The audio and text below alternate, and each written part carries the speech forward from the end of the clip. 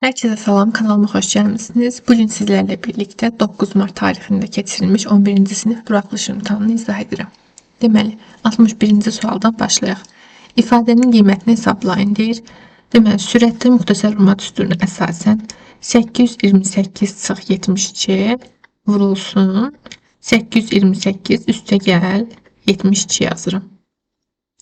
Məxrəcdə də 378 olduğu kimi yazırım. Bərabərdir. Deməli, bunların cəmi olacaq bizdə 900. Fərqi isə bizdə olacaq. Deməli, 28 çıxan zaman bu da deməli 756. Məxrəcdə də 378 olduğu kimi yazıram. 378. 756 və 378 ixtisar gedir. Sürətdə 2 vurulsun 900-də cavab olacaq 1800 C variantı. 62. sual ədədi silsiləsində silsilə fərqini tapın. Deməli, A28 bərabərdir. A13 üzərinə gəlinsin. 28 çıx 13 vurulsun. Silsilə fərqi D. A13 58'dir. 58 üstə gəl 15'dir. Bərabər olmalıdır 28'ə. Buradan 15'də bərabərdir mənfi 30. Deməli, silsilə fərqi də bərabərdir mənfi 2, yəni B variantı. Deməli, 63-cü sual ifadəni hasil şəklində göstərin deyir bizə. Kosinus alfa üstəgəl kosinus beta. Necə açırdıq? 2 vurulsun. Kosinus bir dəfə alfa və betanın cəminin yarısı kimi yazırdıq. Bir dəfə də fərqinin yarısı kimi yazırdıq. Çıx 18 bölünsün 2 şəklində yazırdıq. Buradan da 2 vurulsun. Kosinus toplayanda 56, yarısı da olacaq 28 vurulsun. Kosinus 20 bölü 2 yəni 10 dərəcə. Bu da 28 10 D variantındadır. 64-cü suala baxırıq. ABC üçbucağında MN AC-yə paraleldir. AC 20'dir. Deməli AC 20'dir. BN 8'dir. Daha sonra NC 17'dir. Burada 17. Bizdən istəyir MN'i tapın. MN də olsun X. Ümumiyyətlə yadında saxlayın. Paralel düz xəttlər var. Və baxıram ki, burada üçbucaq MBN və üçbucaq ABC bir-birinə oxşardır. Onda mən oxşarlığı tətbiq etsəm, burada uyğun bucaqların qarşısındakı tərəflər. Uyğun bucaqlarda paralel düz xəttlər olduğu üçün bura alfadırsa, burada alfadır. Və burada təpə bucağımda hər ikisində də eynidir. Deməli, alfanın qarşısında MB'nin üçbucağı üçün yazıram sürətə 8'dir. Məxrəcdə deməli alfanın qarşısında ABC üçbucağında isə 8 və 17'nin cəmi, yəni BC tərəfidir. O da 25'dir. Bərabərdir. Deməli, təpə bucağının qarşısında MN'dir. MN X'dir. X bölünsün.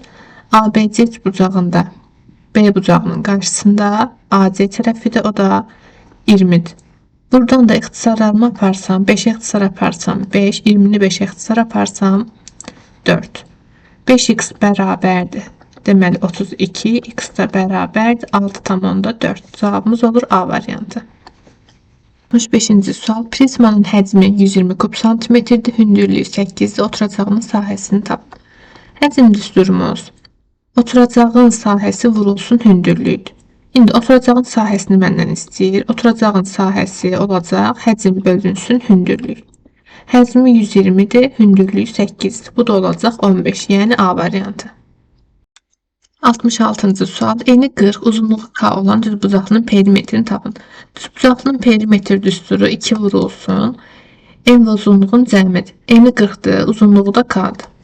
İndi uyğun variant da olacaq bizdə 2 vurulsun 40 üstəgəl K C variantı.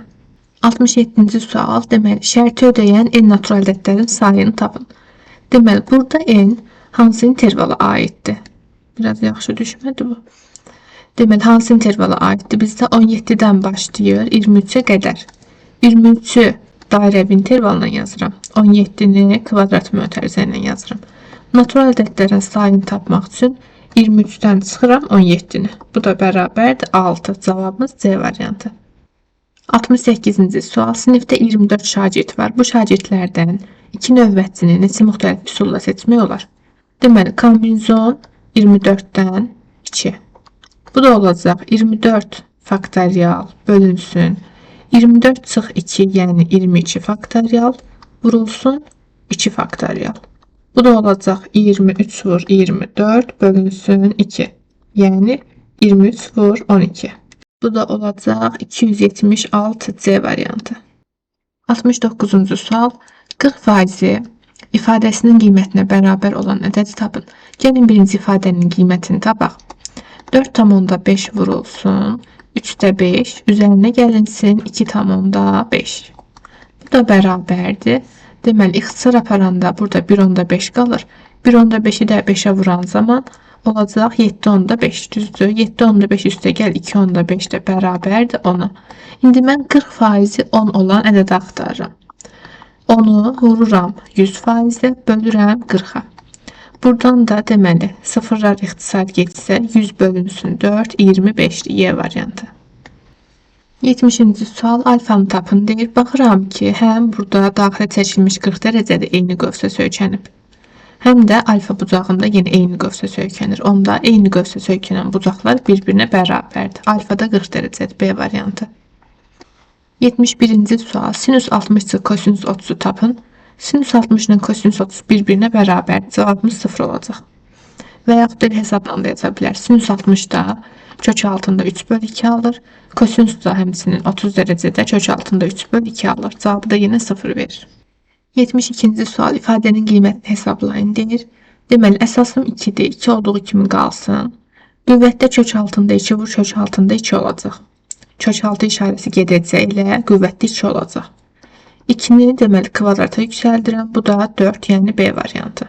Deməli, 73-cü suala baxıram. Bərabərsizliyin ən kiçik həllini tapın deyir. Deməli, bərabərsizliyi həll etsəm, hər tərəfi mənfi 2'yə böləndə x mənfiyə böldüyüm üçün bərabərsizliyin işarəsi dəyişir, bölüşdü bərabərdə olur. 8 də mənfi 2'yə böləndə mənfi 4 alınır. Deməli, x mənfi 4'dən böyük və bərabər ola bilər. Ən kiçiyi də elə mənfi 4'dür. Bu da D variantı. Deməli, indi isə 74-cü suala baxırıq. Mən şəkli əvvəlcədən çəkdim. Deyir ki, konusun doğranı 10 kök altında 3'dür. Oturacaq müstəvisi ilə 30 dərəcə əmələ gətirir. Konusun oturacağının radiusunu tapın. İndi buradan konusun oturacağının mərkəzi bir O nöqtəsi olsa, burada qeyd eləsək, burada mərkəzdən keçən bir diametri göstərək.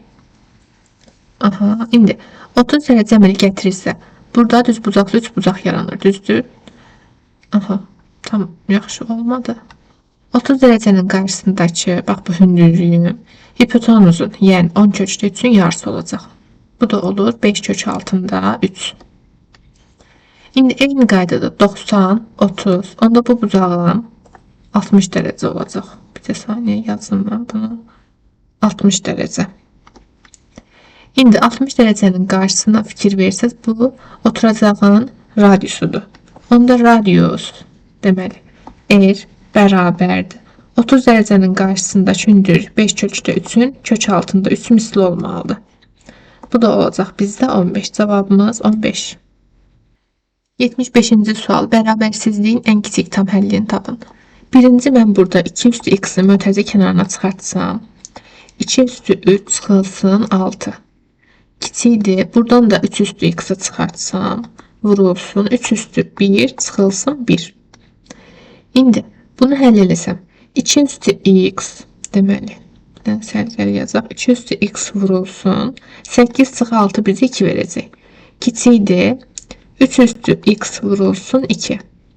Buradan yenə 2'lər ixtisar gedir. İndi mən hər tərəfi 3 üstü x'a bölə bilərəm. Hər tərəfi 3 üstü x'a bölsəm, 2 üstü x bölünsün 3 üstü x. Düzdür.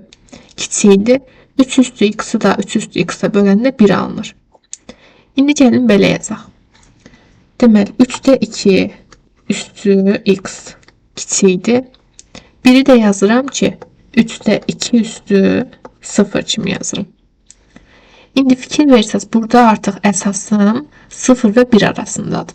Onda qüvvətləri müqayisə eləyən zaman x kiçikdir 0'dan yox, x böyükdür 0'dan yazacağım. Ən kiçik tam həlli də olacaq necə? 1. 76-cı sual. AB iki rəqəmli ədədləri üçün kök altında AB ədədləri naturaldə ədəd olarsa, belə AB ədədləri arasından təsadüfi seçilmiş bir ədədin tək ədəd olması hadisəsinin ehtimalını tapın. Bu o deməkdir ki, yəni iki rəqəmli hansı ədədlər tam kvadratdır, hansından naturaldə kimi kök çıxır. Bunlar da olacaq, deməli 16-dan başlayır. 16, 25, 36, daha sonra 7'nin kvadratı 49, 8'in kvadratı 64, 9'un kvadratı 81. Aha, burada 64 əvəzinə bir tane bunu silim. İndi isə bizə deyir ki, deməli seçilmiş bir ədədin tək ədəd olması hadisəsinin ehtimalı. Məxrəcdə mümkün hallar yazılır. Burada cəmi neçə mümkün halımız var? 6 dənə ədəd yazmışam. Yəni 6 mümkün hallarımızda məxrəcdə yazılacaq. Əlverişli hallar isə sürətdədir. Tək ədədləri istəyir. 25, 49 və 81. Bu da oldu bizdə 3. Düzdür. Sürətə də yazıram 3. Bunu da ixtisar aparsam 2'də 1, o da 0,5. 77-ci sual, deməli ifadəni hesablayın deyir bizə. Gəlin belə yazaq. Loqaritma 81'i 9'un kvadratı kimi yazaq. Loqaritma 9 əsasdan, deməli 9'un kvadratı kimi yazaq. Bir dəqiqə 81 yazıram 9'un kvadratı. 8'i də yazıram 2 üstü 3 kimi. Bölünsün loqaritma 9 əsasdan, demək loqaritma 9 görsənməz burada. 9 əsasdan 32'ni yazıram 2 üstü 5 kimi. 2 yazıram, qüvvətinə də 5. İndi davam eləsəm. Burada qüvvətləri mən əmsal kimi qarşıya çıxara bilərəm. Düzdür? Gəlin belə yazaq. Bərabərdir. Bərabərdir. Qüvvətlər qarşıya çıxacaq. Yəni 2'də 3 vurulsun loqaritma 9 əsasdan 2. Bölünsün loqaritma 9 əsasdan 2. Burada 2'nin qüvvəti 5 idi. Bunu da qarşıya çıxardıram. Əmsal kimi 5 yazaq. Bu da olsun 5. İndi buradan loqaritma 9 əsasdan 2'lər gedəcək. Düzdür? Bir-birinə bölünür. İxtisar gedirlər. Cavab alacaq bizdə. Yəni burada mənim yazılarım yaxşı görsənmir. Bu günlər üzr sayın. Deməli 2'də 3. Yine qələm gəlmədi tez. Aha. 2'də 3. Bölünsün 5'e vurulsun 5'te 1 kimi yazıram. Bu da olur. 3 bölünsün 10. Yəni 0,3. 78-ci sual ifadənin qiymətini hesablayın deyir. Elə x-in yerinə -0,4'ü getirib qoya bilərəm. Deməli 10 vurulsun. Deməli bizi saniyə qələm gözləyim. 10 vurulsun. -0,4'ün kvadratı müsbət 0,16'dır. Daha sonra çıxılsın 5 vurulsun. Modulda -0,4'dən müsbət 0,4 çıxır.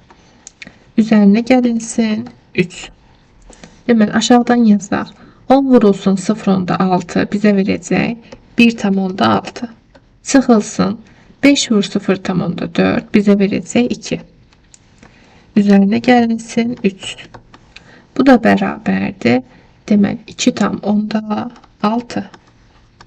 79-cu suala baxırıq. Deməli deyir ki, aralarındakı məsafə 34 kilometr olan A və B məntəqələrindən. Gəlin mən şəkli əvvəlcə çəkim burada. Bir də saniyə. Aha, şəkli çəkdim. Deyir ki, A və B arasındakı məsafə 34 kilometrdir. Düzdür, 34. Deyir ki, A'dan Z qədər. A'dan hərəkətə başlayan velosipedçinin sürəti piyadanın sürətindən 8 km bölü saat çoxdur. Piyadanın sürəti olsun V, onda velosipedçinin sürəti V üstəgəl 8 olacaq. Deyir ki, A'dan 24 kilometr məsafədə olan C nöqtəsi var. 24 kilometr. İndi A'dan B'yə qədər 34 kilometr isə C'dən B'yə qədər 10 kilometr olacaq. Deyir ki, deməli velosipedçi piyadadan 0,5 saat tez çatır C nöqtəsinə. Deməli C nöqtəsi buradadır. Onda mən birinci zaman tapmaq istəsəm, bizim yol düsturumuz S bərabər V vur T'dir. T'nin də düsturu S bölünsün V'dir. İndi buradan deməli velosipedçi üçün yəni buna TA yazaq. Deməli, velosipedçinin zamanını tapmaq istəsəm, velosipedçi A-dan C-yə qədər 24 kilometr məsafə qət edib, 24 bölünsün, sürəti də V üstə gəl 8-dir. Buradan, deməli, piyadanın zamanını tapmaq istəsəm, məsafə 10 kilometrdir, sürət də V-dir. Bizə deyir ki, piyada, yəni TA 0.5 saat tez satıbdır. Yəni TB çıxılsın 0.5'dir. İndi gətirib buradakı kəsirləri yerinə yazacağım. Bu da olacaq 24 böl V üstə gəl 8 bərabərdir 10 bölünsün V çıx 0.5. Hər birini sola keçirsəm 24 böl V üstə gəl 8 çıx 10 böl V üstə gəl 0.5 bərabər olmalıdır 0. Ortaq məxrəcdə V vur V üstə gəl 8 olacaq. 24 vurulsun V çıxılsın. 10 vurulsun V üstə gəl 8. Üzərinə gəlinsin 0.5 vur V kvadrat üstə gəl 8V. Bərabər olmalıdır 0'a. Aydın məsələdir ki, məxrəc 0 ola bilməz. Yəni V 0 da ola bilməz, -8 də ola bilməz. Onda mən sürəti 0'a bərabər eləməliyəm. 24 V çıx 10V çıx 80 üstə gəl 0.5 V kvadrat. Bir də deməli 0.5'i vururam 8'e 4. 4V bərabər 0. Bunu da biraz sadələşdirirsəm, V kvadratın əmsalını 1 kimi görmək istəyirəm. Deməli, V kvadratı 0.5'e bölürəm, elə bil ki, hər bir həddi. Bu zaman olacaq 24V çıx 10V. 14V verəcək. 14V'nin də üzərinə 4V'nin gələndə 18V. 0.5'e də böləndə deməli 36V. Çıxılsın 80'i də 0.5'e böləndə 160. İndi burada mən vietlə yazmaq istəyirəm. Kimisə diskriminantla da yaza bilər. Vietə əsasən tənliyin köklərinin, deməli tənliyin köklərinin cəmi. Burada neysə səhv hesablamamışam mən, bircə saniyə. 4V 28, 18, 36 düz. Deməli tənliyin köklərinin cəmi -36 olmalıdır. -40 və -4. Deməli, çünki deməli köklər hasili -160 olmalıdır. -40 ilə 4, cəmi də -36 olmalıdır. Aydındır ki, sürət mənfi ola bilməz. Deməli, V bərabərdir 4'ə. Məndən də V-ni soruşur. O da elə 4'ə bərabər. Cavabımız 4. 80-ci sual. Deyir ki, 24 nəfərdən ibarət işçi qrupunda olan qadınların yaşlarının ədəd ortası 21'dir. Kişilərin yaşlarının ədəd ortası 29'dur. Qrupdakı bütün işçilərin yaşlarının ədəd ortası 26'dırsa, neçə nəfər kişi var? Bütün işçilərin yaşlarının ədəd ortası 26'dır. Onda bütün işçilərin yaşlarının cəmi 26 vurulsun, bütün işçilərin sayı, yəni 24'dür. Bu da 624 olacaq. İndi bizə nə deyir? Deməli, həmçinin qadınların sayını bilmirəm, düzdür. Qadınların sayına gəlin bir x yazaq. Qadınlar x olsun. O zaman kişilərin sayı da olacaq. Ümumi 24 işçi olduğu üçün kişilər də 24 çıxılsın x olacaq. İndi qadınların ədəd ortası, deməli, qadınların yaşlarının ədəd ortası 21'dir. Onda qadınların yaşlarının cəmi 21 vurulsun x-dir. Aşağıdan yazaq kişilərin yaşlarının ədəd ortası. Kişilərin yaşlarının ədəd ortası 29'dur. Onda yaşlarının cəmi 29 vurulsun 24 çıx x olacaq. İndi bizə deyir ki, bayaq yuxarıda yazdım. Bütün işçilərin yaşlarının cəmi neçədir bizdə? 624. Mən qadınlar və kişilərin yaşlarının cəmini toplayıram. Aşağıdan yazaq. 21x üzərinə gəlinsin. 29 vur 24 çıx 29 vur x. Bərabər olmalıdır 624'ə. İndi buradan aldığım tənlikdən deməli x tapmalıyam. 29 vurulsun 24. Deməli 29 vur 24. Çıxılsın 624. Bərabərdir. 21x-dan 29x-ə çıxan zaman -8x alınır. Onu da sağa keçirəndə alınır 8x. Buradan x-i tapmaq lazımdır. X-i tapmaq üçün də Hər tərəfi böləcəm 8-ə. Burada hər bir həddi 8-ə böləndə nə alınır? Deməli 8-ə bölürəm hər bir həddi. 29 vurulsun 3 çıxılsın 624'ü 8'e böləndə 78. Bu da ile bizdə bərabərdir. 29'u 3'e vuranda 87 düzdür. 87'den de 78 çıxanda 9 alınır. Deməli, qadınların sayı oldu 9, kişilərin sayını istəyir. Kişilərin sayı da 24 çıxıq 9, yəni 15 nəfər kişilər var. 81-ci suala baxırıq. Deyir ki, funksiyanın qrafiki verilibdir. AC BC perpendikulyardır. CO 5'dir. Deməli, CO bərabərdir 5'ə. Onda buradan belə çıxır ki, C'nin koordinatları, bu niyə belə oldu? Bir saniyə. C'nin koordinatları. C nöqtəsinin koordinatları x-i 0'dır, y-i 5'dir. Düzdür, 0, 5 nöqtəsindədir. Mən bilirəm ki, koordinat oxları bir-birinə perpendikulyardır. İndi fikir versəz, ACB düzbucaqlı üçbucağının düzbucaq təpəsindən hipotenuzuna çəkilmiş hündürlükdür CO. Yəni, CO neçədir? 5. 5'in kvadratı AO vurulsun OB'ye bərabərdir. Deyir ki, BO AO'dan 25 dəfə çoxdur. Əgər AO x olsa, BO 25x olacaq. Getirip yerine koysam 25 bərabərdir x vurulsun 25x. Buradan x kvadratı bərabərdir 1'ə. X da müsbət mənfi 1. İndi deməli AO məsafəm 1'dir. Amma A nöqtəsi 0'dan soldadır. Yəni koordinatı müsbət yox, mənfi 1'dir. Koordinatını yəni x-i mənfi 1, y-i də apsisox üzərində olduğu üçün 0 nöqtəsidir. Mənfi 1, 0 nöqtəsi. Həmçinin B nöqtəsi də deməli 0'dan sağdadır. Yəni bunun koordinatı müsbətdir. 25 vurulsun 1. Məsafə 25x sağ, düzdür 25'dir. B'nin de koordinatları 25, 0 nöqtəsidir. C'nin de koordinatını burada yazmışdıq 0, 5. İndi bizdən nə istəyirdi? Parabolanın təpə nöqtəsinin apsisi. Aha, parabolanın təpə nöqtəsinin apsisi M, düzdür. Burada çəkmək istəsəm, ümumiyyətlə parabolanın simmetriya oxu hər zaman onun təpə nöqtəsindən keçir. Yəni bu simmetriya oxu x bərabər M düz xəttidir. Və bu parabolanın təpə nöqtəsi, simmetriya oxu AB parçasını yarı bölür. Yəni keçdiyi bax bu nöqtə AB'nin orta nöqtəsidir. Mən AB'nin orta nöqtəsini tapmaq istəsəm, orta nöqtəsini x-ini axtarıram da mən, düzdür, apsisini istəyir bizdən. Mənfi 1 və 25'i toplayıram, bölürəm 2'yə. Deməli, parabolanın təpə nöqtəsinin apsisi 12'yə bərabərdir.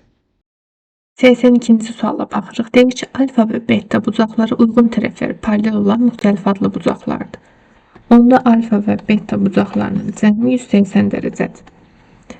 Daha sonra gamma və fi bucaqları uyğun tərəfləri paralel olan eyni adlıdır. Eyni adlıdırsa gamma və fi bucaqları bir-birinə bərabərdir. Daha sonra deyir ki, gammanın dərəcə ölçüsü gamma bərabərdir alfanın dərəcə ölçüsündən 20% azdır. 20% az birbaşa 80% deməkdir. Yəni alfanın 80%'dir. 0.8 alfa. Fi haqqında deyir ki, fi'nin dərəcə ölçüsü isə beta'nın dərəcə ölçüsündən 20% çoxdur. Yəni birbaşa 100 üstə gəl 20, 120%'dir. Beta'nın 120%'i də 1,2 beta'dır. Mən lap başdan yazmışam ki, gamma bucağın fi bucağına bərabərdir. Onda 0,8 alfa və 1,2 beta bir-birinə bərabər olacaq. Aşağıdan yazaq. 0,8 alfa bərabər 1,2 beta. Vergülü atsam, vergüllər getsə nə alınacaq?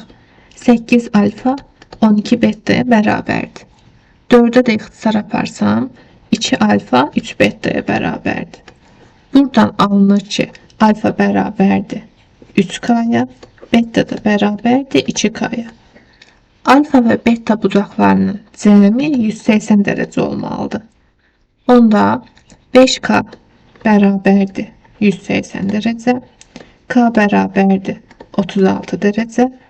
Alfanı istəyir bizdən Həm alfa, həm də beta. Alfa 3 vurulsun k-dır, yəni 3 vur 36 dərəcə. Bu olacaq 108 dərəcə. Daha sonra beta da olacaq bizdə 72 dərəcə. Deməli, baxırıq 83-cü suala. Deməli, 83-cü sualda bizə deyir ki, deməli, bucaq C 90-dır, AD tən böləndir, onda bucağı yarı bölüb. Tən böləndirsə, tən bölənin xassəsi necə idi? Deməli, AC bölünsün CD bərabər olmalıdır, AB bölünsün BD. Burada mən BD-yə X, AC-yə Y demişəm. İndi uyğun olaraq buradan yazsam, AC-yə Y demişəm, Y bölünsün CD 2/4-dür, bərabərdir. AB 8/5-dir. Bölünsün C, deməli AB bölünsün BD. BD də X-dir. Buradan çarpaz vursaq, X vur Y hasili 2/4 vur 8/5'dir. Bunu da deməli hesablasaq, bərabər olacaq 20/4'ə. Məndən istəyir ABD üçbucağının sahəsi. ABD üçbucağının sahəsi bərabərdir 2/1. Deməli ABD BD tərəfi vurulsun BD-yə çəkilən hündürlük. BD-yə çəkilən hündürlük təbii ki A təpəsindən çəkilməlidir və A təpəsindən çəkilən hündürlük də bizdə AC-dir. AC xarici oblastına düşüb. Çünki burada çarpbucaqlı üçbucaq olduğuna görədir. İndi 2/1 vurulsun. BD X-dir, AC Y-dir. X, Y hasilində 20/4. 2/1 vur 20/4. Cavabımız 10/2 olacaq. 84-cü suala baxırıq. Deyir ki, A və B nöqtələrini birləşdirən parçanın orta nöqtəsi. Deməli, orta nöqtəni tapaq. Deməli, X-ların cəmi. K-nın kvadratı çıx 4K. Üzərinə gəlinsin 12 çıx 4K. Bölünsün 2. Orta nöqtənin absisi bu ifadədir. Virgül. Orta nöqtənin ordinatını tapsam, K kvadratı üzərinə gəlinsin 32 çıx 12K. Bölünsün 2 olacaq. Bu bizim orta nöqtəmizdir. Deyir ki, orta nöqtəsi absis oxunun mənfi hissəsi üzərindədir. Mənfi hissəsini hələ ki saxlayaq. Əgər absis oxu üzərindədirsə, deməli ordinat 0 olmalıdır. Onda mən buradan ordinatı 0 eləməliyəm. K kvadratı üstə gəl 32 çıx 12K bölünsün 2 bərabər olmalıdır 0-a. Buradan da təbii ki sürətimiz 0 olmalıdır ki, ifadə 0-a bərabər olsun. K kvadratı çıx, deməli 12K üstə gəl 32 bərabər 0 olmalıdır. Buradan ümumiyyətlə tənliyin kökləri 8 və 4-dür. Düzdür? Deməli cəmi 12 hasili 32. 8 və 4 olmalıdır. İndi mənə deyir ki, absis oxunun mənfi hissəsidir. Deməli mənim X-ım mənfi olmalıdır. Aşağıdan yazaq. K kvadratı çıx. Deməli 4K ilə 4K-nı bir-birindən çıxanda 8K. Mənfi 8K olacaq.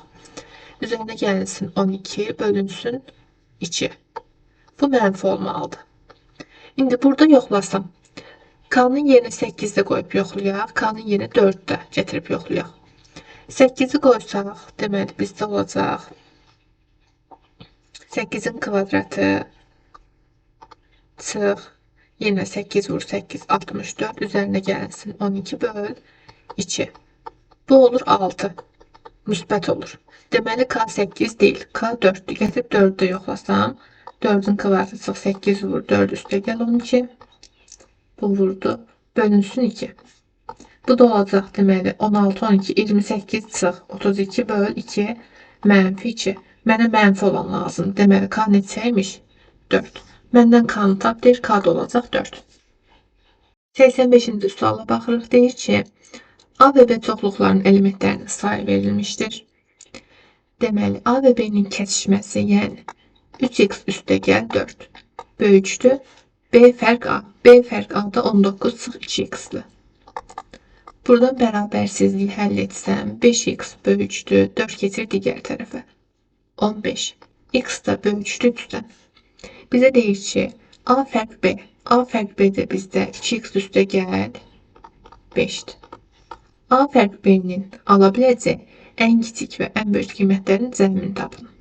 İndi biz 2x üstə gəl 5-in ən kiçik və ən böyük qiymətini tapmazdan əvvəl x-in ən kiçik, ən böyük qiymətini tapmalıyıq.